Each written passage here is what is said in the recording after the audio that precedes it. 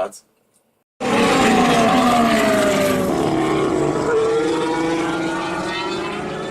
Welcome to the F1 Debate Show.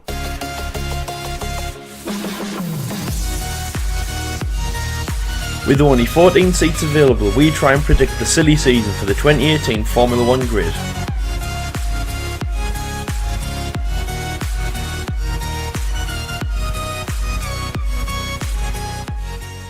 The 2018 silly season started in Australia. It really started before the season had even started. Last year, coming into this year, the silly season was very, very strange. There's a lot of things we missed. Nico Hülkenberg went to Renault, obviously a lot of people thought for money, but that was to expand his Formula 1 career. Felipe Massa, who was on his way out the door, was actually called back as he was leaving the door, and obviously again, as I say, we predicted that he was going to retire. So, as I say, the silly season has been going on for a long time.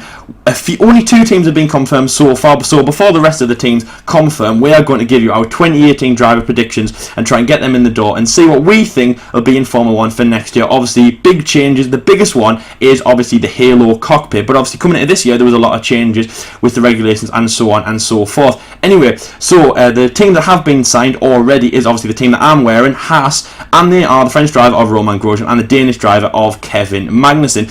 And obviously the other team that's been confirmed is the team that Jordan's wearing, and that is Max Verstappen and Daniel Ricciardo. They both have contracts till 2019.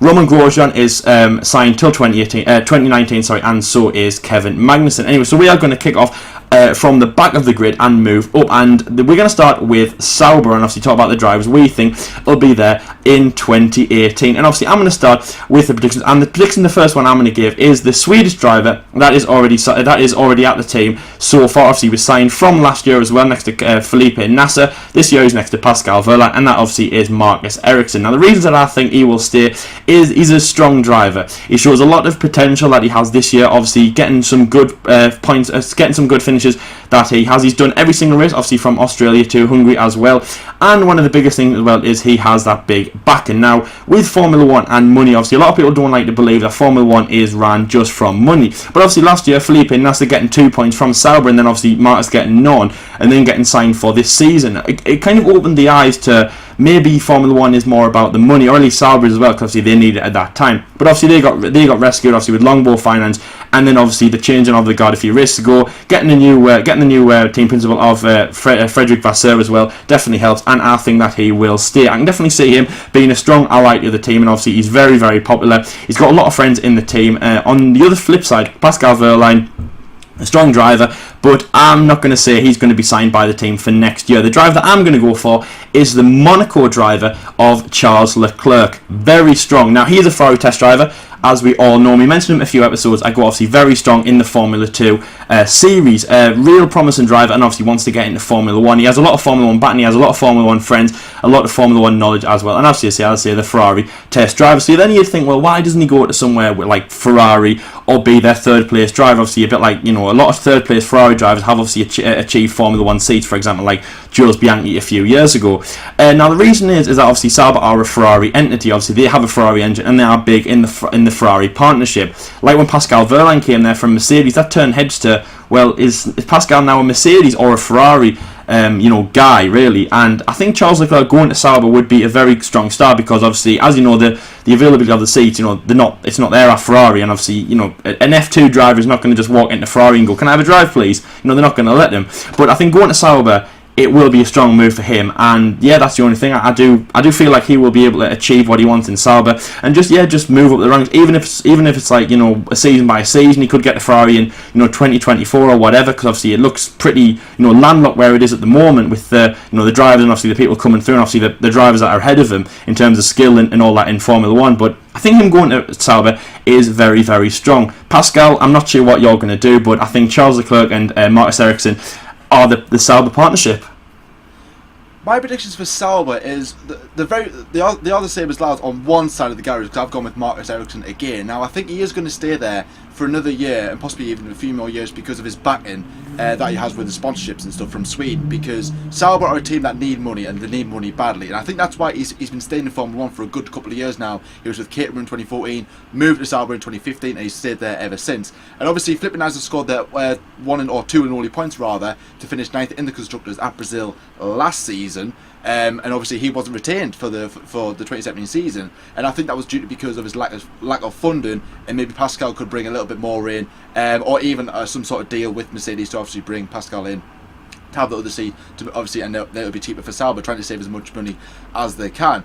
And obviously having the engine, the new Ferrari engine, obviously scrapping Honda, having Ferrari in 2018, a brand new up-to-date Ferrari engine, it's going to be huge in terms of the drive on the other side of the garage.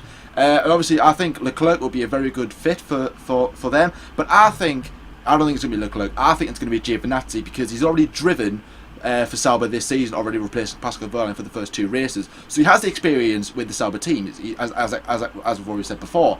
And I think it is going to be part of this engine deal that at least I think one of them is. I'm not saying Leclerc won't be there. I think Leclerc might be there. I would prefer to see Leclerc there, but in my opinion, Giovinazzi's already driven for the team, so I think Sauber would trust him more than Leclerc.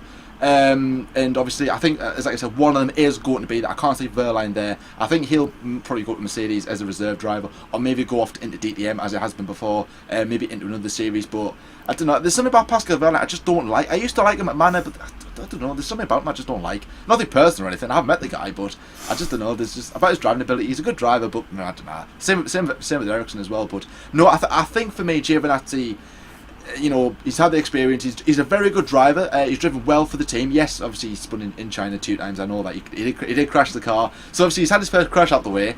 He's had his experience. Didn't score any points, but then again, it is in the Sauber, so obviously it is going to be very hard to score points. But that for me is my predictions for Sauber. Obviously, as you can see on the screen, Lars picked Leclerc. I've gone with Giovinazzi. So moving up the grid to the other team, one of the first English teams that we are going to be doing here is Renault. Now, one of the drivers that is officially confirmed is Nico Hülkenberg for 2018. So obviously that's one side of the grid, obviously sorted. The other side now this is getting pretty debatable, which is what we like to do here on the F1 Debate Show, hence the name. Now, Julian Palmer has been under a lot of pressure recently. You know, he scored 1 point in like 30 odd races. It isn't good enough against, you know, K-Mag, who was there in 2016, and Hülkenberg this season, who scored a handful of points, doing really well for the team. You know, he's there with expectations where Renault want him, and obviously Julian Palmer is nowhere near that. And I think he is going to leave. If Renault give him 1 more year, I'll be like, what are you doing? Like, really? You need someone else in there to actually maybe challenge Nico Hülkenberg, or even, you know, be more reliable than Julian Palmer. He hasn't had the best of luck, but I don't know. I think he's had more crashes than anybody else on the grid. You know, he's just I don't know. He's just unreliable, I think, in my opinion. Obviously, like I said, no hatred against him. I just think that, you know, he'd be given this opportunity in Formula 1. You know, take it. You know, be the best he possibly can. Only a handful of people in the world can be like that. Can be where you are, and you haven't really grasped it at all. So I think he's going to go out, and I think the other driver that will replace him is Sergei Sorokin, the Russian, the test driver for Renault. Now, he's been floating about the paddock recently since about 2014. He joined Sauber. I think he was there for about a year or two. Went to Renault as a test driver. He's done some racing in GP2, Formula 2 now, GP3. So obviously he's got the experience in the lower ranks. He brings a lot of funding with him as well. So again, that'll just boost Renault's finances as well, to obviously try and move up the grid. They are tipped to have big things in the future. They are on a rebuilding process at the moment. It will take a couple of years for them to be up there once again. I think they are going to be there at some point, and I think having Sergei Sorokin's funds is going to help them, you know, progress even further. Alongside Nico Hülkenberg, a very good driver. Sergei can learn a lot from Nico Hülkenberg, and I think that will be a very good partnership, in my opinion. And obviously, I know there is a certain driver out there who you're probably thinking, oh, right, I think it is going to be it might be this driver, but I don't think it's going to be him. I think it's going to be Sorokin, and I think it would make more sense if it was Sergei Sorokin at Renault in 2018. Yeah, that's very good. But the driver that you said, everyone thinking about, and that's the guy that I'm going to say. Yeah. Yes, it's Robert Kubica. Of course, guys. Of course, the man who he had a good Formula 1 career. He was in Rallycross. he had that amazing save, and he just is a legend. He's a legendary name. You see it in Formula 1, obviously, as we discussed a few episodes ago, again, when we discussed Robert Kubica Teschen in Hungary. When that happened, it was so popular. He managed to flood grandstands from Poland, and that was crazy. You know, like the kind of article I was reading, it just said things like, you know, for Teschen in Barcelona and Jerez, and, you know, everywhere that the tests, it's like the attendance that they got in Hungary was like the F1 Live in London, and like the kind of the parade that they do in capital cities and things like that. It was really, really great, very popular driver, and I think him coming back, it's not a publicity thing. Of course, he's a good driver, of course, but, you know, even if he matches, you know, people like Julian Palmer's kind of rate in Formula 1, he's just going to be another name to come back. He's not on the same wavelength as Michael Schumacher, obviously, when he came to Mercedes. Of course, obviously Michael, the 7-9 world champion, but I think if Robert does come back, I think that's the name, the presence. I think it'll just be incredibly, like, exciting to watch. You know, he was in Formula 1 beforehand, but it's almost like it's like just multiple things that will be bringing more people to Formula 1. I think it'll bring more fans as well. Obviously, the one and only Polish Formula 1 driver is coming back, and I think that'll be really good for them. Julian Palmer, obviously, again, no disrespect, really good driver. You've been in Formula 1 before, obviously. I'm sure you'll be successful in other motor racing, things like that. You know, you've got a good backing. Obviously, son of Jonathan Palmer, you've got a good influence. You'll have a good career, whatever you go into, but I just don't think Renault at this point is right for you. And obviously, as I say, again, next to Nico Hülkenberg. So we're going to say see you later to Renault for just a minute, and we're going to go on to Toro Rosso. Now, they're the team, right? They're the team that I'm really excited to talk about. Okay, so the first guy is Carlos Sainz. Now, we discussed him a few episodes. I keep saying a few episodes ago. I can't even remember our episodes like scheduled. Anyway, we discussed him a few episodes ago. One of the episodes we discussed him, in the F1 Debate Show episode something. About him going to Ferrari. Is he going to go? Does he want to?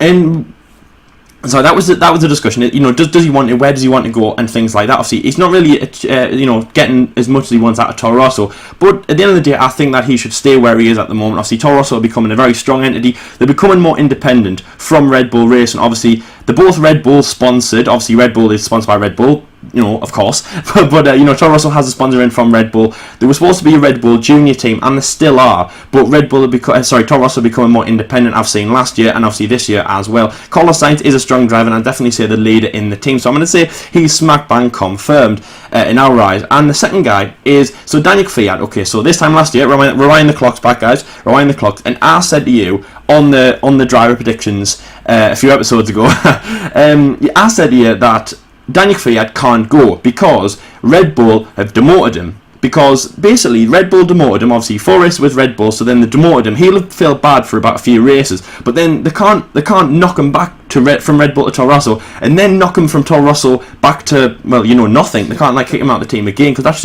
that's unheard of, that's uncanny. And all those Russian fans out there, must have annoyed with this decision. Obviously, for example, me, before Spain, before Max, it was annoying trading places. You can hardly hold your hands up and say that it was. But in that instant, they couldn't kick Daniel out. It just was a no. So Daniel kind of had a wild card to say, oh yes, I'm staying in Toro Rosso for another year, get in.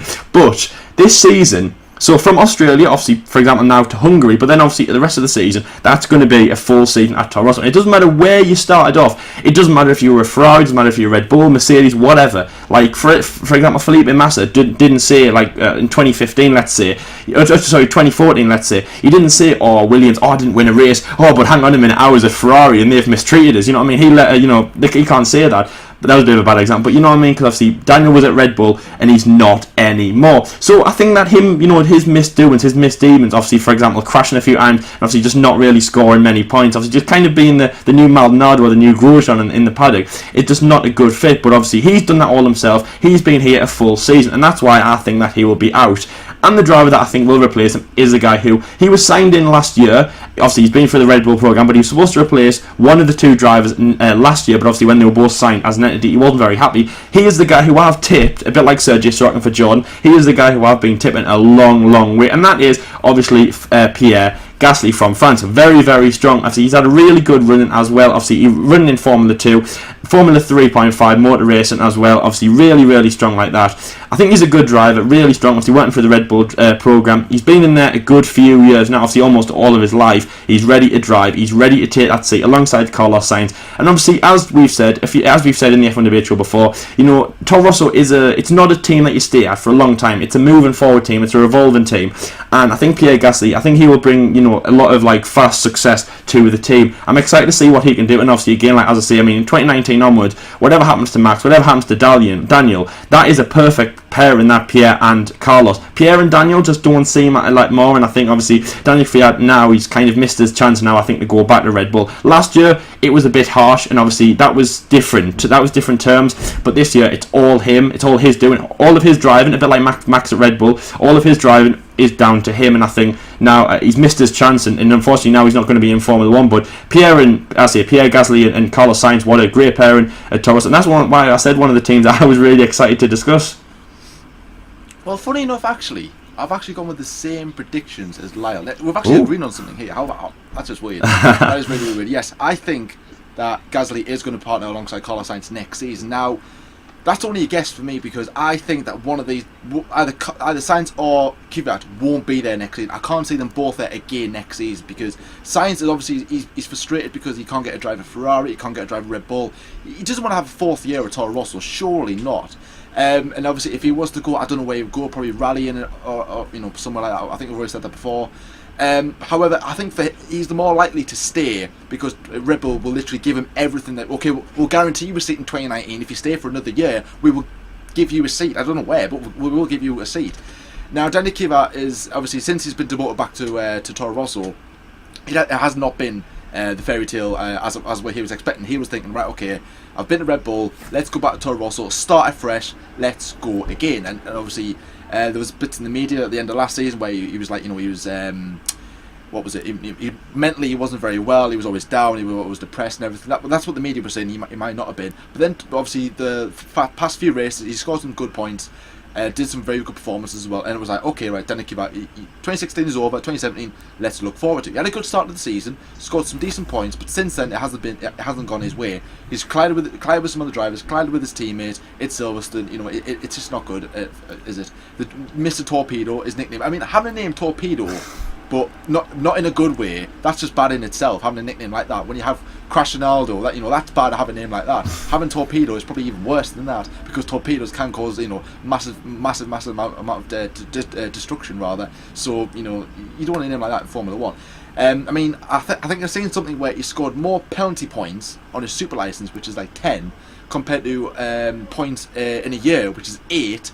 So having more penalty points than points, that's even worse. So I think for me, Toro Rosso are going, oh, right, this is, we can't have this guy in our team for much longer. We need him out, and we need someone else who we know can do the job. Gasly has been begging for that seat for the past 2 to 3 seasons. He's always been tipped to have that seat at Toro Rosso to then guide him up to Red Bull. He is a future champion. I know fine well he is. Lyle respects him a lot, and I do as well. And I think that we can see big things from Gasly, but I think if he doesn't get the seat, as like I said, I don't know which one would go. I'm only saying Sainz because of Kvyat's form. If they somehow stupidly retain both their drivers and Gasly doesn't get that seat, Gasly will go, right, for me, Formula 1, nah, none of it. I'm having, I can't get in there. Why should I even bother? He'll then go off to another probably even Formula E for that matter. So, Red Bull will probably do a deal with them at some point. Maybe even go into DDM or rallying for that. I don't know any other form of motorsport other than Formula 1. Or he could be patient and wait yet another year, but I can't see that happen. He's getting older. He's getting on a bit, or maybe even go to another team. Someone else might grab him up, a bit like what they did with K-Mag. But that's who I think will be Carlos Sainz and. Yes, Carlos Sainz and Pierre Gasly. I was going to Nico Hulkenberg there. That's on the list there. Carlos Sainz and Pierre Gasly. So obviously we say, whatever you want to Toro Rosso. I don't know if you like them or not. And obviously go across to Williams, who turned 40 this year or 41 next year, depending on when you're watching this, or in 2018. It all depends. Now, obviously, Felipe Massa was supposed to leave Williams, but then he came back. So obviously the car he had got given as a present is now right. Okay, we're gonna need that back. Yeah. That's ours now. You can just So that's pretty much how it went over the summer. So we weren't expecting Massa to return. Obviously, it was supposed to be Bottas and Stroll, but Bottas obviously went off to Mercedes and obviously allowing the seat there, and Massa came in. Now, there's been a lot of speculation whether Massa will stay for yet another year in 2018 or whether he'll not, and I don't think he will. I think he'll go. I think he'll retire. He should retire, because we can't. You can't say, right, I'm leaving Formula One, then come back and go, right, okay, you can't say, cover for that seat, and then say, right, I'm going to stay another year, and it's like, is that really fair on other drivers? You've had your chance. You said your goodbyes. You're okay. Make this season a standing year, so Williams can consider the options. So you can't go, right, I'm gonna have the seat again. It's like, get out. We don't. Well, I respect him, but I just think it is time to have someone else in, and that guy, I think, will be his fellow Brazilian, same name, same first name, in Felipe Nasr. So trying not to get too confused. Now, he used to be at Sauber last season rather. So obviously he got kicked out at the end of 2016, as we did say. He is part of the Williams production team, obviously the reserve driver there. So and he has been saying on Sky Sports that he is looking for a way back into Formula One. Don't know where. So, and I think this is the only way he can get back into F1. Obviously, there are limited spaces with teams now. Obviously, not as many teams in Formula One as there used to be. So, obviously, his limits are very restricted as to where he can go. And I think Williams will give him another chance, because I did read something ages ago where they've brought in this new policy, or Martini, the main sponsor, has brought in this new policy where the main driver wants to be 25, and obviously not Lance Stroll, rather, Felipe Nasr is 24. So obviously once it turns 25, he's then available to have the seat. Obviously, Stroll is just out of the equation for that, because he was already signed part of this deal. I don't know what. So I think Felipe Nasr will be there, in my opinion. Alongside him will be Lance Stroll. I think Lance Stroll will stay for another year. What's more to say? He's done okay. He has been the best of his debut seasons, but he's only young. He'll learn, and I think that for me, that'll be them two drivers in 2018 for Williams. Yeah, that is good. The thing that I agree with you there is obviously Felipe and Massa. Now, remember when we had that send off from Intergalos? Do you remember that? Do you remember how probably upset you got? Well, I've got to say, I mean, it got you. I mean, it was deep. But just get ready for that again. Just get your tissues out. Get ready for it. We are prepared this time. There was a meme. Obviously, as soon as he came back, it was like a joke of obviously Intergalos 2016, from obviously with the Brazilian flag crying. Then it was Intergalos 2017. Then it was Intergalos 2019. Then it was Intergalos 2020. Honestly, it really got me that. But anyway, no, I agree with Jordan and obviously a lot of other people. I think that he'll be out of the door. But I've got to say though, I think it was around round 5 or something like that. I did think to myself, I thought, what if Felipe Massa's now got the bug for it again? And I don't know why he would have lost it. Obviously, obviously going in the end of 2016. But obviously, what if he just wants to stay again? I've got to say, it was very, very close for me to call it. But there's the driver that I think will go to Williams. And last year we thought it was Jenson Button. It's not, because obviously we heard it on the stage. It's not.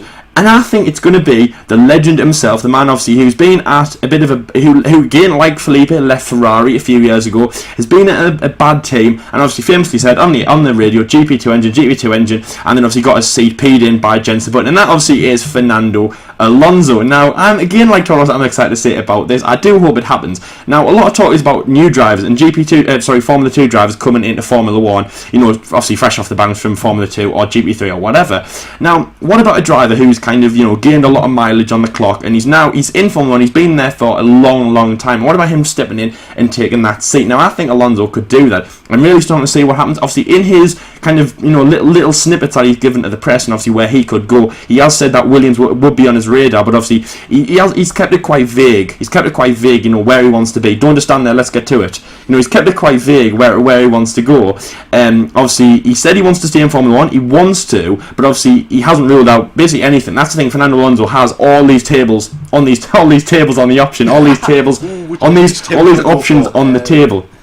He has, obviously, if to be honest, if anything, I know it didn't really work out for him, but he could go back to IndyCar if he wanted to. He could into the WEC, he could do anything that he wanted to, or he could join Felipe Massa in retirement if he wanted to. But no, he wants to stay and race, and I think Fernando Alonso is going to go to Williams. And obviously, the second driver is Lance Stroll.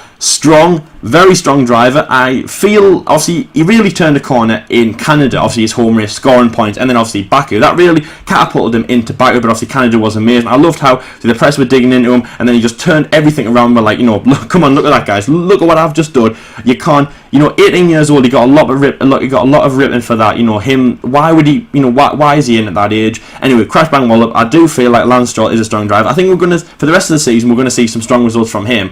But even if it's just maybe 1 point here or there, I feel like he's he's got a strong backing for the team, obviously with Lawrence Stroll and obviously all of the dollar. But I do feel like he's got a lot of kind of emotional backing. He's quite a friendly guy. He drives well for the team. He comes across well in the team. A lot of people in the team like him. Obviously, when I was making the fact file about Rob Smedley, he said that he thought he was a really good driver as well. Obviously, game working alongside him. I think Lance Stroll is a great driver for Williams. And now when I think about Williams, I've got to say Lance Stroll comes very close to mind. And I think also again, just what I said to John, before recording. Obviously, Lance Stroll working with Felipe Massa.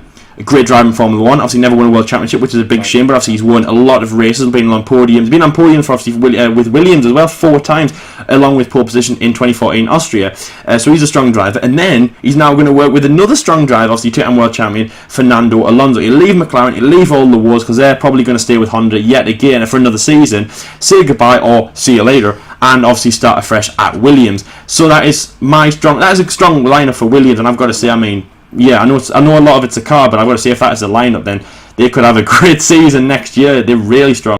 With McLaren's bad Honda engine, I don't know why anyone would want to actually go to McLaren, but obviously they are a team who, for some reason gets drivers and publicity. So anyway, obviously, as I've just said, Fernando Alonso goes to Williams. So who is going to fill his seat? Well, obviously, I'm going to talk about firstly the guy who I definitely think will be safe, and that is obviously Stoffel van Dorn. Very strong Belgium, obviously really great. I remember the bar in 2016. He shocked everyone. That could have been his whole season race, his whole career race in Formula 1. That was really, really strong. So good at McLaren, really strong. They always wanted him in. Obviously, being in the test drive for a good few years, they really wanted him in the team. Now, who is going to replace Fernando Alonso? Who is going to take that seat that Jenson Button has just peed in? Is it going to be Jenson Button?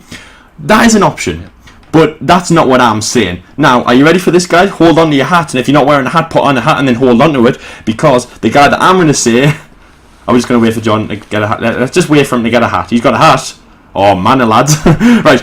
Hold on to your hats, as John's doing, because the guy that I'm going to say is Oliver Rowland. Now, Oliver Rowland, obviously strong driver, obviously one of 4 Brits as well. Now, by the way, I can't just say that's what I thought of the very first time I actually, Oliver Rowland comes to mind, along with obviously all the other drivers that we talked about. But obviously we talked about Oliver Rowland, remember, in that 4 Brits in F1 British Week, whatever that was. But obviously we did, and he is a strong driver. Now, he has been tipped. He's been in Renault for a good few years now as a test driver. So he's had Renault sponsoring and publicity, obviously, even when they were back as Lotus, hoping to get through and break through into Renault. That could probably be his first team to go to. But obviously, as the talk of Robert Kubica has come alive, Oliver Rowland, he might be looking at other gateways to get into Formula 1. And I think that McLaren, obviously, being a British driver from Sheffield, obviously, now Fernando Alonso's gone, and McLaren are kind of on the back foot now. They can't call themselves like a big team like they were a few years ago when they had people like Lewis Hamilton in. So maybe they're looking now at kind of not lower down drivers, but he's more of a close to home driver, Oliver Rowland. He's more of a he's not a Fernando Alonso, and I think that might swing in McLaren's way. And obviously again, I think they will be a great partnership. Obviously too,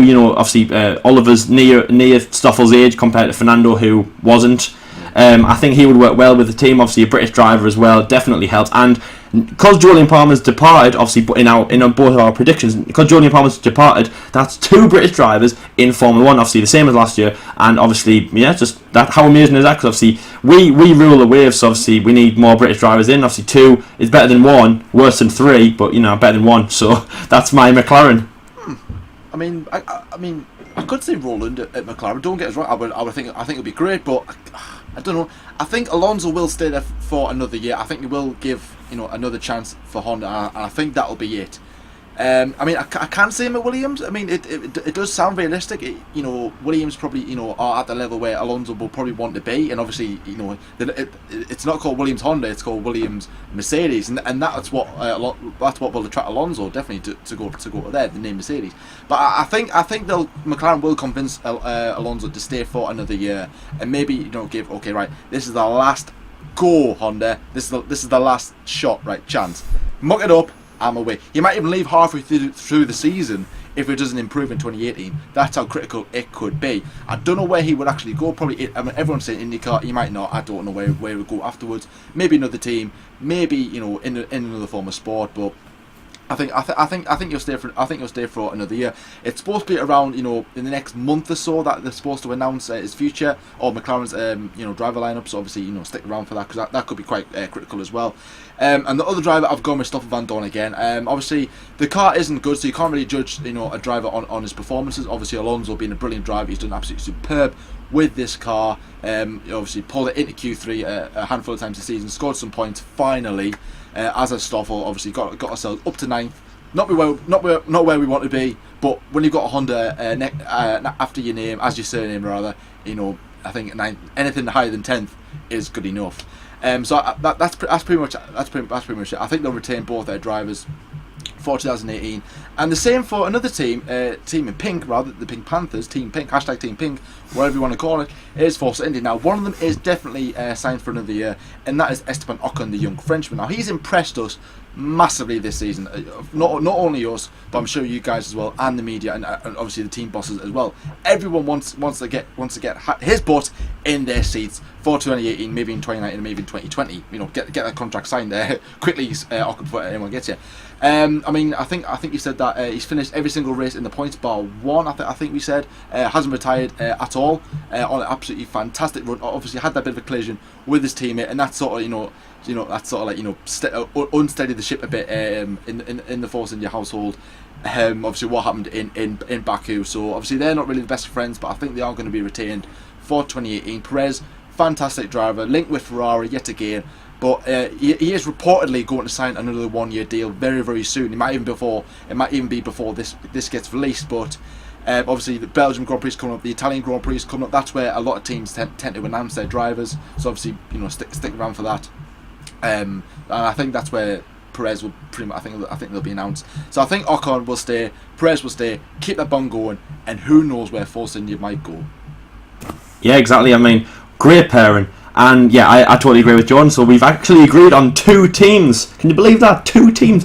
I mean, we never really agree on anything apart from the F1 show, which for some reason, well, yeah, we both agreed, and obviously we came up trumps, didn't we? But anyway, yes. So obviously, I think they're a good pairing. Esteban Ocon, obviously, really, really strong from him. Really great when he was signed by Manor as well. Obviously for Belgium, which was this time last year. So technically, he's done a full season in Formula One. Obviously, when the Belgian Grand Prix comes around next Sunday, so it's going to be strong from him. And Sergio Perez again. So Sergio Perez, what I think when I think of Perez, I think of the guy who's like kind of in third place for that Ferrari seat. I think if anything goes wrong at Ferrari, I think that Perez will definitely be there to fill it. And I've got to say, I think this time next year, John, when we make our predictions for 2019, I could honestly say I would really put Perez in the hot seat, because honestly I really like him. He's a great driver, and he's got Ferrari written all over him. So there's not much to say about Formula because obviously they're very much sorted, and obviously Ocon's sorted. When is Perez going to get signed, or is it going to be someone that we didn't even mention? But I think Perez will definitely be sorted there. But the next team we're going to move on to obviously is the big team to talk about, which obviously is Ferrari. Now, we made an episode a few episodes ago where we talk about obviously Sebastian Vettel and Kimi Raikkonen. Is their friendship the thing that holds them together at Ferrari? Obviously, we don't mean it literally. We don't mean that, if they weren't friends they would leave or whatever. And obviously, racing means nothing. It's just about bromance. But obviously, is their friendship, the thing that kind of glues the team more together? And obviously, more importantly, that Sebastian Vettel was offered an $180 million contract. And then obviously, would he only do it if Kimi Raikkonen went there? Which was a news segment. That was a news story. But obviously, they've got to say that probably isn't. When money's fast enough before a friend, I mean, I would sign, anything for a £10 voucher to, Spennymoor instead of stick around with George. You know what I mean? It's that joke, obviously. Spennymoor. What a place! Shout out to Spennymoor. Honestly, that's what a space. What a place. Anyway, but was I talking about that? Oh yes, Ferrari. Anyway, so obviously strong guys. But what is going to happen? Kimi Raikkonen, where is he going? Obviously, we talked about him last year. Was he going to get? He was confirmed around Silverstone time, but obviously, was he going to be in Formula One? I think a few times we were calling him out, a few times we weren't. He's an alright driver, but obviously he's getting on a bit. Again, like Fernando and Felipe, being in Formula One a long time. What does he want? So basically, my Ferrari predictions is obviously Sebastian Vettel will stay. He is a leader of the World Championship. Unless he's doing a Rosberg, which to be honest, I can't see him doing, because obviously Sebastian's already won 4 world championships. If he was going to do Rosberg, he'd done it in 2010.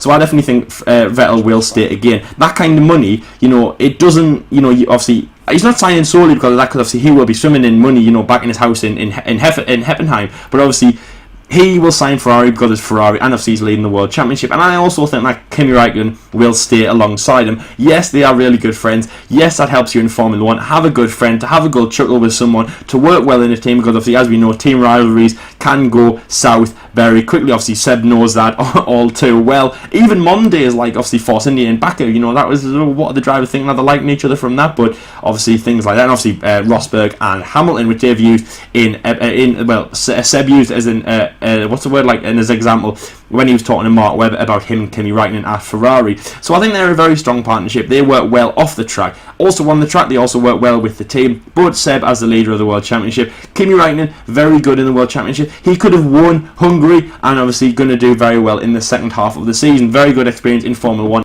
Well, would you actually believe it, guys, right? We've agreed on 3 teams now! This is getting a bit silly, this is getting absolutely ridiculous. But now I'm going to actually eat on my own words here, because you probably, if you watch the episodes all the way through this season, which congratulations if you actually have, you notice that probably I've said that Räikkönen is going to leave this season. I said that's it. There is no more chances. Well, I'm going to go back on them words, because he's convinced me enough that he will stay for. I don't even want to say his last year, because if I say it again, then I might go, I don't know. Because, yes, of course, right, Räikkönen isn't. I don't think he will win another championship, because Sebastian Vettel is Ferrari. What team is it now? Ferrari's #1 priority. 4-time world champion, one of the best F1 drivers ever. German, obviously, and he obviously has big links with Ferrari as well. So obviously, he's more prioritised. Give the good parts to him. Give everything to him. Kimi Räikkönen. You test these, but we're going to give the big ones to Sebastian Vettel. But Kimi Räikkönen is a proper teammate. He just goes, all right, okay. He's not bothered what happens. If now, obviously, flashback to the previous Grand Prix in Hungary, when obviously Räikkönen could have overtaken Sebastian Vettel, and he didn't, because the team were like, sit back. Seb can win this Grand Prix because obviously it's an advantage over Hamilton. Räikkönen did so. He wasn't happy, but he did so.